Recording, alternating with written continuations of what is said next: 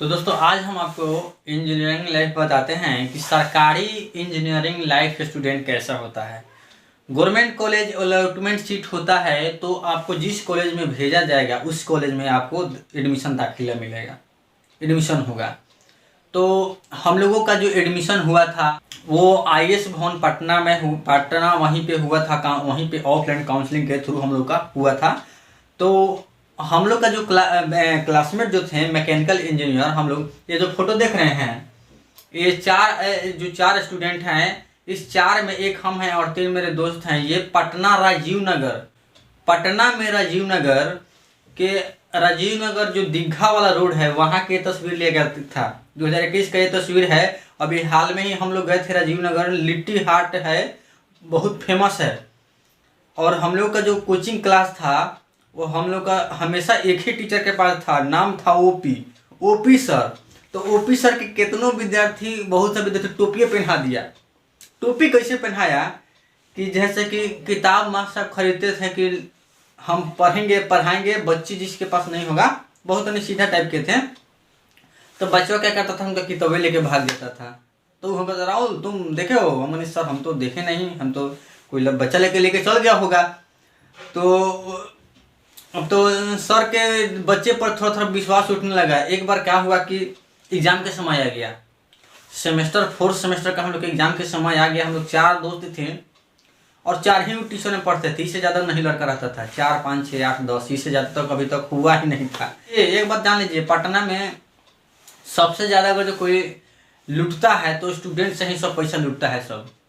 एक बार क्या हुआ कि हम लोग कोचिंग गए थे तो सर का कोई गेस्ट आया था। तो बोले कि चाय का बंदोबस्त हो जाएगा। जैसे कि बाहर में आप कोई नहीं है तो हम लोग को बहुत देख रेख करते थे। बहुत अच्छे टीचर हैं, पटना में भी अभी हैं। राजीव नगर जाइएगा तो 0 नंबर रोड में NRI प्लाजा है, वहीं पे। तो हम लोग को बोला गया कि चाय लेकर आओ, दोस्त गए, समझे।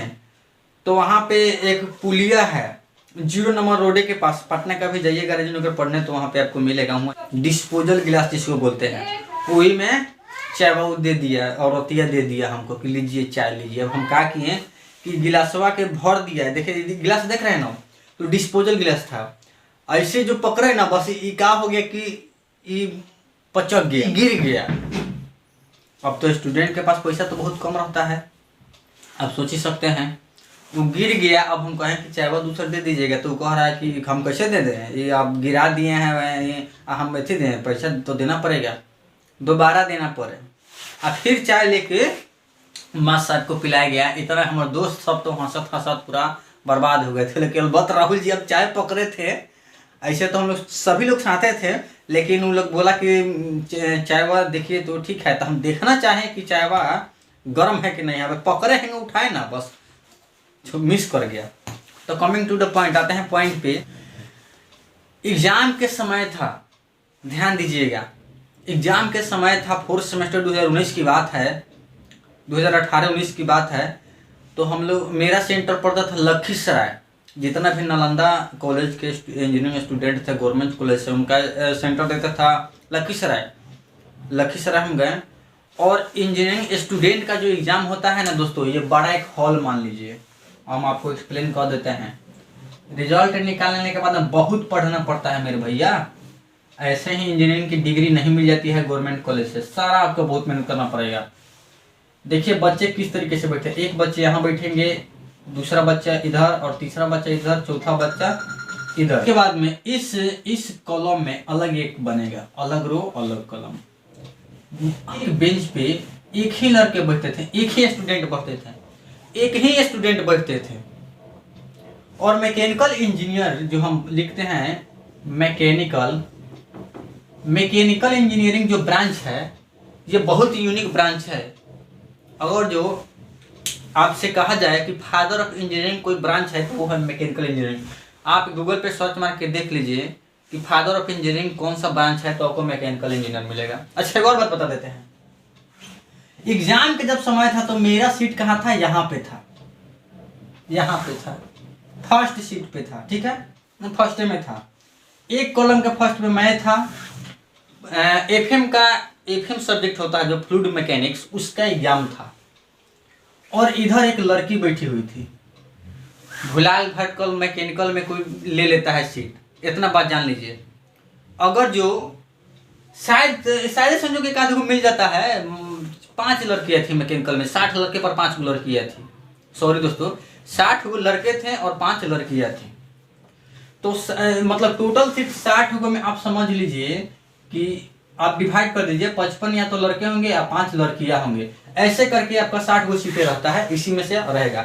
तो क्या हुआ, अच्छा एक और बात जान लीजिए, लड़की लोग अगर जो मैकेनिकल सिविल ब्रांच ले लिया तो उनका सारा पर्सनालिटी बाल्टी में धुल जाएगा, इतना याद रख लीजिए। क्या है कि लड़की लोग के काम में नहीं है, ले लिया तो इतना समझ लीजिए पर्सनालिटी सारा बाल्टी में गोता जाएगा, इसलिए वो लोग कंप्यूटर साइंस लेते हैं, ये सब इलेक्ट्रिकल ये सब सही है।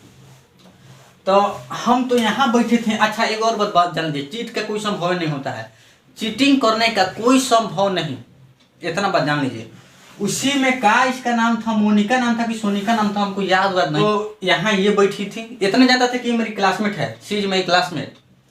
इधर कोई लड़का था, इधर में 2-3 और लड़कियां थी, अलग अलग, जमुई का भी थी, ऐसे करके थी।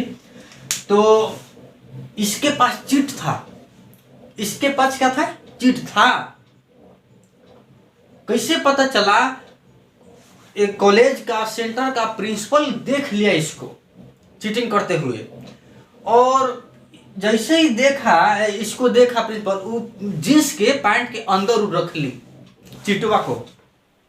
अब चीट को अंदर रख ली और उसने देख लिया, बाकी कोई नहीं देखा, सभी कोई अपना अपना एग्जाम पे है, बहुत कम समय मिलता है, इतना ने आपको भरना रहता है, registration number, roll number, code, फलान चिलान ढकान की, उसी में टेंशन रहता है कि कहीं कोई मिस्टेक से गलती ना भरा जाए तो सारा मेरा नंबर ही कट जाएगा, उसमें बहुत समय खा जाएगा। उसके बाद में जो समय बचता है तो अच्छा से बनाया जाता है, तो ध्यान किसी को कहीं नहीं रहता, अपना बनाता है सब। इंजीनियरिंग लाइफ बहुत डिफिकल्ट है मेरे दोस्तों, बहुत डिफिकल्ट है। जो कर रहा होता है ना उसी से पूछिएगा, वो खुद बता देगा। वाले गाँव में आके खूब हीरो बनता होगा कि हम ये वो, पूछिएगा कितना पापड़ बेलता होगा, नहीं तो बैक लगा लेगा, नहीं तो बैक लगा लेगा, फेल हो जाएगा, पूछिएगा ना, सब पता चल जाएगा अगर जो कोई होगा गाँव का तो। अच्छा तो जानते हैं इसके पास क्या चीट था और देख लिया प्रिंसिपल। अब क्या होता है कि वो कहता है, देखिए ये सब 12 सख्त होता है, उसका पेमेंट गेट क्वालिफाइड करके आता है, वो सब उसका पेमेंट सुनेगा तो 1,20,000 30,000 ऐसे रहता है।